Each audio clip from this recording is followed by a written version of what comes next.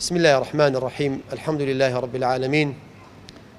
والصلاة والسلام على خير خلقه محمد وعلى آله وصحبه وسلم. خشكاني برز خوشويست سبارت با تعليم واتا فيربون زانست لهر بوارێک بيت لهر جۆرێکی زانست بێت. دینی ئێمە دینی زانستە، دینی ئیقڕەءە، دینی خوێندنە، خوێندنەوەیە، فێربوونە. ئەگەر بێت و بەراوردێک بکەین لە سەردەمی ئیسلام و لەگەڵ پێش ئیسلام، سەردەمی نەفامی، سەردەمی جەهالەت، پێگەی ئافرەت لەم دوو سەردەمەدا ئاسمان و ڕێسمان فەرق و جیاوازیان هەیە، وەکو ڕەش و سپیلێک جیاوازن. ئافرەتان چۆن سەیر ئەکران لە پێش ئیسلام، لە دوای ئیسلامدا چۆن سەیر کران. ئەگە باسی ئەم بابەتە بکەین ئەمە زۆر قسە هەڵ ئەگرێت، بەس ئەمن باسی ئەوە ناکەم. تەنها یەک شت نەبێت لە پێش ئیسلامدا ئافرەت نەک بۆی نەبوو فێر بیت، فێری نووسین و نووسینەوە و خوێندەواری بیت، بەڵکو لە هیچ کایەکی ژیاندا، کایەکی ژیاندا حیسابی لۆ نەئەکرا. تەنانەت لێیان نەئەگەڕان شوو بکەن لە ماڵ دەیان هێشتنەوە، دەبۆ بە میرات، یعنی دەبوو بە میرات بەجێ ئەمە پشت لۆ پشتی. ئەمەندە بەسە کە وەکو پەڵەیەکی ڕەش لە سەردەمی نەفامی ئێستاش ماوەتەوە ئەو پەڵە ڕەشەیە کە بەو شێوە سەیری ئافرەت ئەکرا. بەڵام کاتێک کە ئیسلام هات، کە پێغەمبەری خوا عەلەیهی سەڵاتو وەسەلام بانگەشەی پێغەمبەرایەتی کرد، کە دەرگەی ئاسمان کرایە و پەیامەشی نوێدا بەزی، هەموو معادلەکان، هاوشێشەکان گۆڕانکاریان بەسەردا هات. و بە تایبەت بالئەخەس قەزیەی ئافرەت لە سفرەوە گەیشتە سەد، بەرەو پێشچوونی زۆری بەخۆوە دیت. بە تایبەت لە بواری زانست،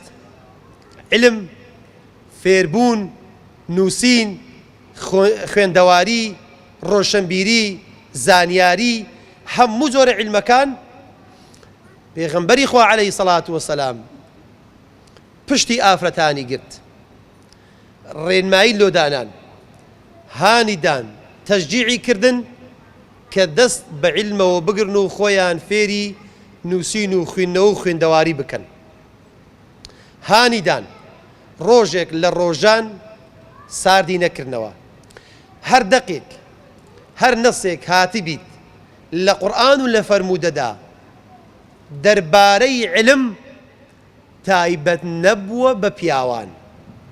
بە سیغەیەکی عام هاتیە. اقرأ باسم ربك الذي خلق خلق الإنسان من علق. اقرأ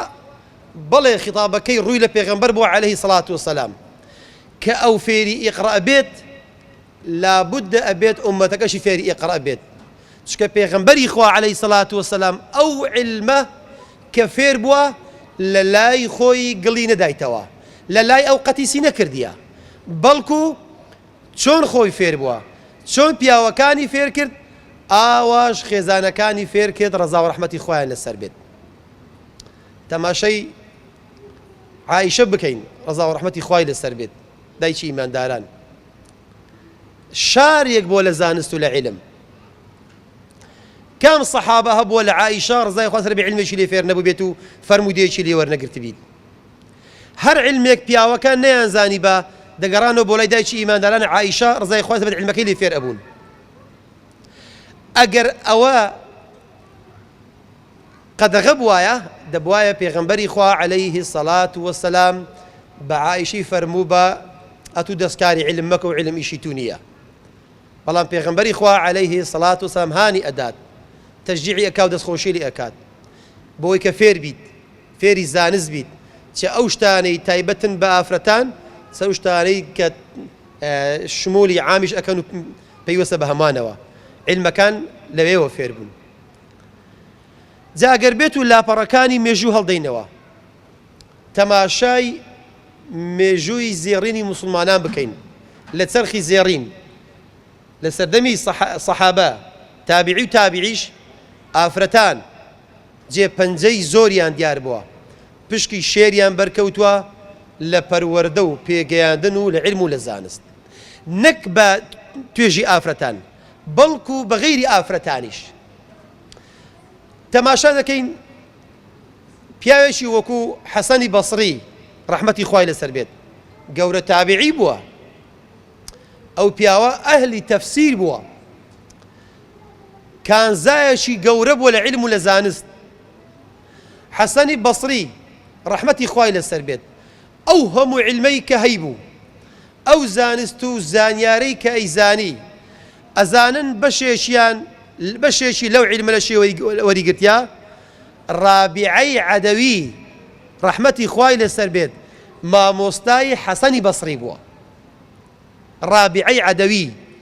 ئەزانیت چ علم و زانستێکی هەبووە پیاوێکی وەشی حەسەنی بەسڕی لە خزمەت ئەو دەرسی خوێندیە ئافرەتێک هەبووە بە ناوی زەینەبەی ئەبی قاسم مەشهور بووە زەینەبەی بنتی ئەبی قاسم زەینەبەی کسی ئەبوو قاسمی زەینەبە ئافرەتێک بووە لە سەردەمی خۆیان لە لای زەمەخشەری زانای گەورەی تەفسیرزان و ئیبن خەلکان کە ئەوانە دوو مامۆستای زۆر گەورە بوون لە عەسری خۆیان قوتابی ئەو دوو مامۆستایە بووە یعنی ئافرەتێک زەینەبەی کسی ئەبی قاسم لە لای ئەو دوو پیاوە بەڕێزە علمیان خوێندیە زانست لەو دوو پیاوە فێر بووە ئەویش خەڵکانێکی زۆری لە پاشەوە فێری علمی زانست و خوێندن و خوێندەواری کردوون ئەمە مێژووی ئیسلام و مسلمانانە خۆشەویستان ئەوە مێژوویەکە هەلەو ڕۆژگارەی کە مسلمانان سەریان هەڵداوە پێیەوە سەربەرزن مێژووی ئێمە پڕی شانازیە پڕی سەروەریە لە بۆ دایکان لە بۆ خوشکان لە بۆ گەنجان لە بۆ نێوجەوانان بە هەر ڕوویەکە هەڵدێوە ئافرەتان بەشی خۆیان لە سەردەمی خۆیان جێپەنجەیان دیار بە و خزمەتێکی باشیان کردووە لە بڵاوبوونەوەی زانست و علم و زانیاری دەعوە و بانگەوازی باشیان کردیە پێغەمبەری خوا عەلەیهی سەڵات وەسەلام بەر لەوەی کۆز بکات 5 ئافرەتی دانە ئافرەت کە لێی گرت و ناردوونی بۆ مەدینە بلۆی پێش ئەوەی پێغەمبەری خوا عەلەیهی سەڵات بگاتە وێندەر دەعوە و بانگەواز و پەیامی خوا بڵاو بکەنەوە لە وێندەر بەوەی زەمینە خۆشە بکەن بۆ کۆزکردنی پێغەمبەر عەلەیهی سەڵات وەسەلام ئەمانە گەورەن خۆشەویستان خەنسا کە یەکێک بووە لەو ئافرەتە بەڕێزانەی کە شاعێرە بووە لە شعرە دەستێکی باڵای هەبووە شعرەکانی وی کاریگەری زۆری بوون بەقەت تێکۆشانی پیاوان شعرەکانی خەنسا ڕزا و ڕەحمەتی خوای لەسەر بێ کاریگەری دروست کردیە ڕۆژێک لە ڕۆژانیش پێغەمبەری خوا عەلەیهی سەڵات وەسەلام ڕێگری لێ نەکردیە بڵێ خەنسا شعر ئیشی تو نییە بەڵکو بگرە دەستخۆشیشی لێ کردیە تەشجیع و هانیشیان داینە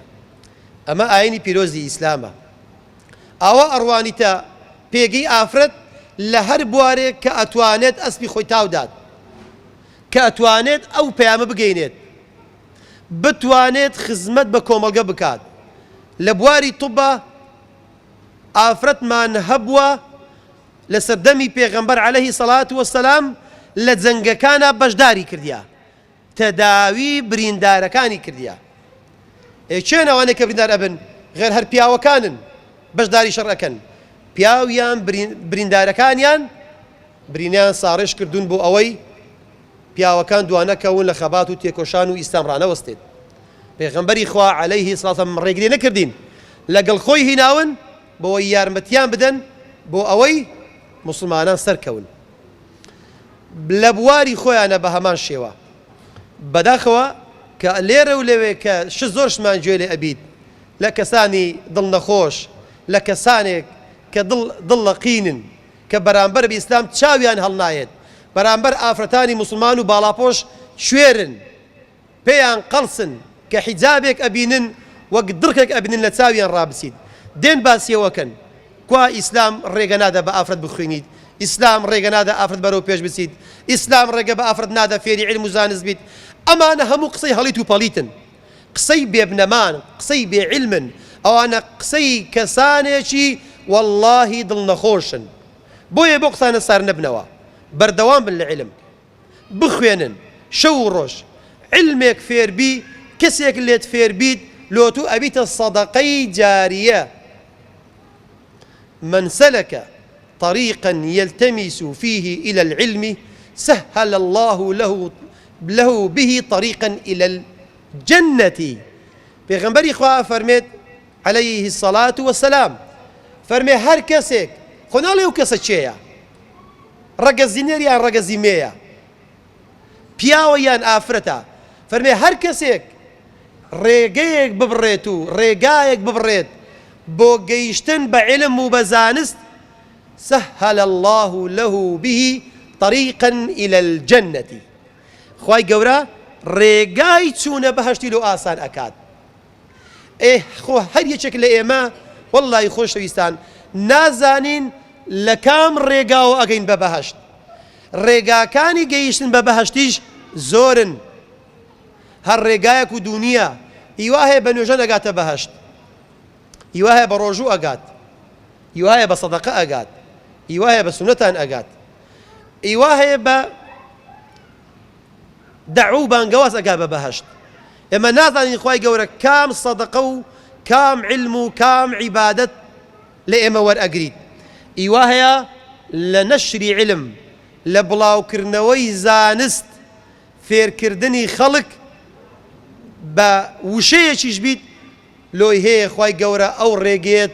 لۆ ئاسان بکات ئەو علمێت لۆ بکاتە چرایەک بۆی لە ڕۆژی قیامەتە ڕەزامەندی خوای گەورە بەدەست بێنی و پێی بگەی بە بەهەشت هیچیش وەکو علم نییە خۆشەویستان علم سەدەقەی جاریە علم لە دوای تو ئەمینێتەوە ئەوەی ئەتو کەسێک فێری خوێندەواریەکەی ئەویش کەسێک فێر ئەکات ئەویش کەسێک فێر ئەکات ئەویش کەسێکی تر ئەویش کەسێکی تر بڕۆ هەتا دنیا ئەمینێت لە خێری هەمویان لەو علمەیە بەشداری و شەریکی و خێری ئەوانیش لۆ تو دێت بەبێ ئەوەی خێر لە ئیویشکەم بکاتن چەند ئاسانە کەسێکت فێر کردیەت و لە ماڵی خۆ دانیشتی نووسووی وەفاتت کردووە مردووی لە دوای تو ئەو یەک فێرەکات ئەویش کەسێکی تر ئەو علمە دەستا و دەست پشتا و پشت دەکات هەتا ئەو کاتەی کۆتایی بە ژیانی دنیا دێت لە خێری ئەو هەمانە ئەتۆ تێیدا شەریکی ئەوە علمە ئەگەر گریمان کەسێک علمێکی خراپ بڵاو کاتەوە ئەویش بە هەمان شێوە خۆ لە گوناحەکەی شەریکە لێ هەتا پێتان نەکرێت لە مەسەلەی بڵاوکردنەوەی علم نەشری علم فێربوون نووسین خوێندنەوە دەستبار لە بێتە ڕابگرن تەمبەڵی واز لێبینن مەڵێ ناچم پێم ناکرێت تااقەتم نییە خۆ ئەو کاتە هەر ئەڕوات لە ماڵیش بی داش بنیشی لە سەفەریش بی لەولا و لەولاش بی ئەو تەمەنە هەر ئەڕوات ڕۆژگار ڕناوەستیت ئەوەی زەرەر ئەکا ئەتۆی ئەوەندە کاتێ یعنی لە کاتی خۆت بگرەوە لە تەمەنی خۆت بگرەوە کە هەفتەی دوو ڕۆژە لەو ڕۆژەش هەفتەی لەو سەعاتێکە یعنی لە هەفتەیەکە ئەتو پێ ناکرێت 2 سعات 3 سعات بێ گوێ بگری لە شوێنێکی ئەوە مامۆستایانێک هەن خۆ بەخش خوا پاداش تێمداتەوە هیچیان ناوێت تەنها کەسێک هەبێت بێت دابنیشی و گوێ بگریت ئەو علمەیان لێوەربگریت ئەی باشە تو لۆ دانیشتی خۆ مامۆستایە خۆ بەخشە ئەویش ئیسراحەتی پێ ئەوێت ئەویش حەزەکان ناو ماڵ و منداڵی خۆی بیت حەزەکە دابنیشیت حەزەکە پاڵ داتەوە لە ماڵ بەڵام یەک لەوێ ڕادێت یەک لەو قەزای ڕادێت یەک لەو ناحیە ڕادێت دێت لێرە و دەرس ئەڵێتەوە واللهی بێغیرەتیە ئینسان ئاوا بزانی خوشکانێکن ئاوا دڵسۆزن ئاوا مادوو نەناسن توش لە ماڵ پاڵ دەیتەوە و ئامادە نەبی گوێ لە علمی خوا بگری گوێ تەمەنی خۆت لە علما سرف بکەی بڕواتان بیت ئەوەی کە ئینسان لی پێشەمان ڕۆژی قیامەت ئەو کاتانن ئەو تەمەنانن کە لە شتی مالایەعنی سرف کراون تەمەنی خۆت لە شتێکا سرف کردێت کە شایستەی ئەوە نەبووە ئەو تەمەنە بڕواتن والله زۆربەی خوشکان خۆ خوا پاداشیان داتەوە زۆربەی تەمەنی خوشکان لە مەتبەخ سەرفە بیتن خۆ ئەوەی مەتبەخیش خزمەتە بە ماڵ خزمەتێکی گەورەیە بەڵام ئەوە هەیە ئەوەش هەیە تەمەن بەشی ئەوە ئەکات بەشی ئەوەش ئەکات کەواتە دەرفەت زۆرە مانی بە هەندێک يعني بەهانەی کاتی ئەو شتە گەورانە لەدەست خۆتان بدەن. ئەزانن ئەوانەی فێری علم ئەبن چەند گەورەیە. خوای گەورە فەرمێت شهد الله أنه لا إله إلا هو والملائكة وأولو العلم قائما بالقسط. خوا فەرمێت خوا شاهدی ئەدات. خوای گەورە شاهیدە لەسەر خۆی کە هیچ خوایەک نییە شایەنی پەرستن بێت إلا ذاتی ئەڵڵا نەبێت. چێ دیکەش؟ والملائكة. خوا فەرمێت مەلائیکەش هەموویان شاهدن کە تەنها ئەڵڵا ذاتی ئەڵڵا شایانی پەرستنە. هەر ئەوەش نا، ئەفەرمێ وأولو العلم قائما بالقسط. ذاتی ئەڵڵا مەلائیکەکان هەمویان ئەوانەی کە خاوەن علمیشن کە علمیان هەیە ئەوانی شایدی ئەدەن کە هیچ خوایەک نییە شایانی پەرستن بێت بەحەق ئیلا ذاتی ئەڵڵا نەبێت. سەیریکەن خوای گەورە مەرتەبەی زانایان چەندی بەرز کردوتەوە لەگەڵ خۆی و لەگەڵ مەلائیکە هەژماری کردیە. ئەمە گەورەترین ڕێزە لۆ ئەو کەسەی کە علمێکی وەیە ئەو علمەیە بڵاو ئەکاتەوە. ئەفەرمێ وەئولو العلمی. ئولو العلم تەنها پیاوان ناگرێتەوە، تەنها زانایانی گەورە ناگرێتەوە. هەر کەسێک علمی هەبێت لە علمێک لە علمەکان علمێکی بە کەڵک بێت بە سوود بێت نەفعی هەبێت لۆ خۆی لۆ دەوروبەری لۆ قیامەتی ئەو علمە مرتبەیت و بەرز ئەکاتەوە دەتێنیتە ڕێزی ئەو مەلائیکانەی کە شایەتی ئەدەن هیچ زاتێک شایەنی پەرستن نییە جگە لە ئەڵڵا. ئەوە دەستکەوتێکی گەورەی خۆشەویستان. چ ئافرەت بێت چ پیاو بێت ئینسان ئەتوانێت ئەو ڕێزە ئەو شکۆیە ئەو دەستکەوتە واللهی لە خۆی دەستەبەر بکات. بەچێ علمێک ئەزانی کەلیمەیەک ئەزانی بیگەینە. سەیریکەن پێغەمبەری خوا صلى الله عليه وآله وسلم فرميت بلغوا عني ولو آية. أفرمي الراب بقين لمنوا بلغوا فرمانا أمر عامة نافرمي بلا با بياوان بقين بيامكي. أفرمي بلغوا ايوه بقين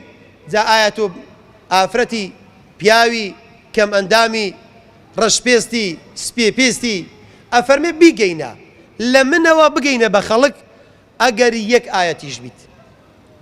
أو تخفيفة. بلغوا تكليفة عني تشريفة ولو آية أو تسهيلة. كوات خوش إنسان خوش كاني برس بأوا بكين دروش مخومان اطلب العلم من المهدي إلى اللحدي. لو فرموديش پیغمبر صلى الله عليه وسلم أو فرمودي تشخيص نكرديا إلا ببياوان بيت أصلا باسي بياوان ناكاد. أفرمي داوي زانز بكن اطلب العلم شي فرمي هالكسك اطلب العلم داوي زانز بكن من المهدي إلى اللحدي. لو سات وقتي لدايك أبي داوي زانز بكا تا أو سات وقتي أدخننا وتابوتي قبروا. إخوانا فرمي أو تايبة اللو بياوان ليرة أو فرمودي عامة هردو چين أقريتوا كواتا خوشكاني برس دايكاني برس إيواش هولدن أم فرمودانا بكنا دروشمي خوتان با لبرتساوتان بيت با هانتان بدات با مشغولتان كا بزانستو بعلموا. أما لبو هردو لايانا أو كسر ريز دارا كأتوانيت لا إخواي قورا رزامندي إخواي قورا بدز بينيت أو كسبرا ويا كاتي كداخلي بهشت أبيت بياو بيت يان آفرد بيت أو كسبرا ويا أتواني خوال خو رازيكا شي بياو بيت شي آفرد بيت. خواي قورا موفقتان كات خواي قورا مسالتان زياد كات كلم سردما آلوزا لم سردما بعلمية لم سردما برجنجالية لم سردما فسادية كأم همو فسادية أكريت لسر آفرتان بولا بلا ردا بردنيان كي ولا شوينة شي أواكو أبنوا بيك وسر بيك وأنين يكتر هان أدن يكتر آموشغارية كان يكتر فير أكن يك دزبار بو يكتر راقرن ويكبتو أن برتشاو بربي خوتان ببينن بگەن بەڕێگەی صراط المستقيم بگەن بەڕەزامەندی خوای گەورە والله ئەوەش ئیلا بەعلومی ئیسلامی ئەکرێت بە فێربوون ئەکرێت بە خۆپێگەیاندن ئەکرێت خوای گەورە هەموو لایە موفق بکات خوای گەورە پاداشتی ئەو مامۆستا بەڕێزانش بداتەوە کە لەو ماوەی ڕابردوو لەگەڵ تا بوون والسلام عليكم ورحمة الله وبركاته.